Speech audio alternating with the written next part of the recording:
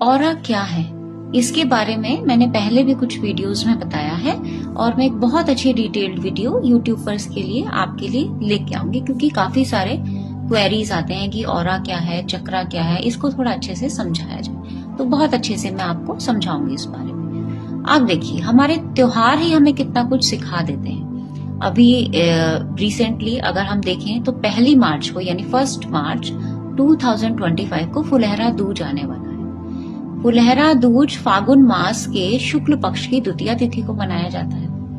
मान्यता क्या है, पहले उसको समझ लेते हैं। मान्यता ये है कि श्री कृष्ण जी राधा जी से मिलने कुछ समय के लिए वृंदावन नहीं जा पा रहे थे, जिसके कारण राधा जी इतनी चिंतित थी, बहुत परेशान थी वो राधा जी, और साथ में गोपियां भी बहुत परेशान हो गईं। और उनको उनकी ये स्थिति देखकर वहां के जो पेड़ पौधे थे वो तक मुरझा गए। अब आप समझ सकते हैं, यही तो ऑरा है। हमारी कथाएं हमें कितना कुछ सिखाती हैं। इसी को ऑरा बोलते हैं कि आपकी जो वाइब्रेशन है उसका प्रभाव आपके आसपास के लोगों पे, सजीव चीज निर्जीव चीज पर भी होता है। तो आप देख सकते हैं, जो आज हम ऑरा की बात करते हैं वो तो कहीं ना कहीं हमारी कथाओं में ही वर्णित है, और एक नहीं, ना जाने कितनी कथाओं में ऐसा वर्णन किया गया होगा। फिर श्री कृष्ण जी को जब ये पता चला कि राधा जी इतने परेशान हैं, तो वो उनसे मिलने आए, और उनसे जब मिलने आए तो श्री कृष्ण जी की जो वाइब्रेशंस थी उससे वो पेड़ पौधे फिर से खिल उठे। सब बहुत खुश हो गए, और उनकी इस वाइब्रेशन को देखकर सबने फूलों की होली खेली।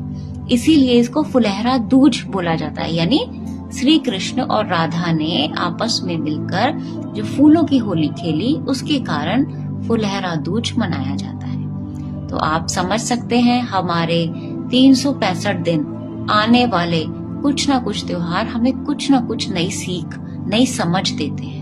जो मॉडर्न जमाने में हम जिन चीजों को आज हम ऑरा या वाइब्स, हमारे बच्चे बोलते हैं कि मेरी उससे वाइब्स मैच नहीं हुई, वो बेसिकली और कुछ नहीं है। अगर ये छोटी छोटी चीजें हम उनको समझाएं, रोजमर्रा के त्योहारों से कनेक्ट करें, तो क्या होगा कि वो त्योहारों को तो समझेंगे ही, साथ में अपनी संस्कृति से भी जुड़ेंगे, अपने साहित्य को भी समझेंगे, और इन चीजों को बहुत अच्छे से एक्सेप्ट करेंगे, है ना, कि हमारी ऊर्जा का प्रभाव हमारे घर पर पड़ता है। इसीलिए तो घर को मंदिर नहीं कहा जाता, या वो नहीं बन सकता, क्योंकि आप देखते हैं ना, घर में आते ही सब गुस्सा, कोई ऑफिस से आएगा, कोई बैग यहाँ थ्रो करेगा, ऐसा करेगा, तो ये सब चीजों का इफेक्ट आता है। तो आप अपने बच्चों को अपनी संस्कृति से जोड़ें, साहित्य से जोड़ें और चीजों को समझें।